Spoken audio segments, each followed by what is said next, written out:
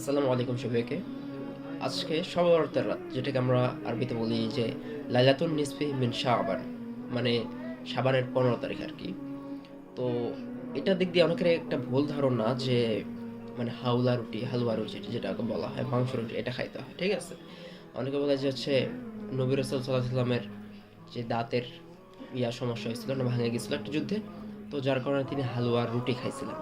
তো সেক্ষেত্রে আমরাও সেটা পালন করি। আসলে এই বিষয়টা হচ্ছে পুরাটাই সম্পূর্ণটাই ভুল। কেননা কারণ মোহাম্মদ সাল্লাহ সাল্লামের কি বলে, উনি একটা যুদ্ধে গিয়েছিলেন, যুদ্ধটার নাম আমার সঠিক মনে নেই।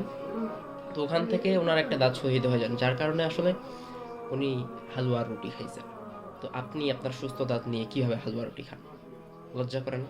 মানে এটা তো হাস্যকর একটা বিষয়, বা নবী সাল্লাল্লাহু আলাইহি ওয়াসাল্লামকে মানে খোঁটা দেওয়ার মতো একটা বিষয় যে আমাদের একদম 32টা দাঁত নিয়ে আমরা হচ্ছে হালুয়া রুটি। সেক্ষেত্রে একদিন শুধু আমল করে কোনো মানে একদিন আমি খুব কান্নাকাটি করলাম যে না, আমাকে মাফ করে দেন, তবে আমি আর কখনো খারাপ কাজ করবো না, গুনাহ করবো না, হারাম কাজ থেকে বিরত থাকবো, মানে ইচ্ছা মতো সব দোয়া করলাম, মাফ চাইলাম। মাফ চাই, আজকে মাফ চাইয়া আবার কালকে একবারে গার্লফ্রেন্ডকে নিয়ে গেছি আমি পার্কের মধ্যে, ঠিক আছে। কালকে গান টান শুরু করে দিচ্ছি, নাচানাচি শুরু করে দিচ্ছি। এগুলো তো আসলে কোনো মূল্য থাকলো না।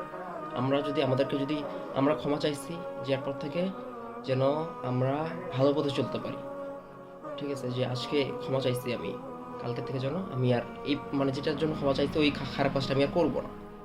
সারা বছর আমরা ইবাদত করার চেষ্টা করব।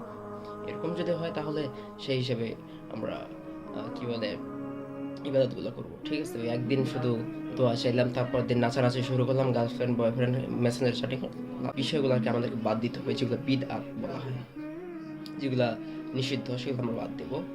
আর এই রাত্রে যারা অনেকে রাত জাগরণ করে ইবাদত করে, এখানে নির্দিষ্টভাবে কোনো মানে ইবাদতের কথা বলা হয়নি। যে যার মতো করে কি বলে নামাজ আদায় করবে, ঠিক আছে, ইবাদত করবে। 2 রাকাত হোক, 4 রাকাত হোক, নিজের মতো করে নফল নামাজ যেটাকে বলা হয় আর কি, যেমন রেগুলারই আমরা তাহাজ্জুদ পড়ি সেরকম ভাবে, ঠিক আছে।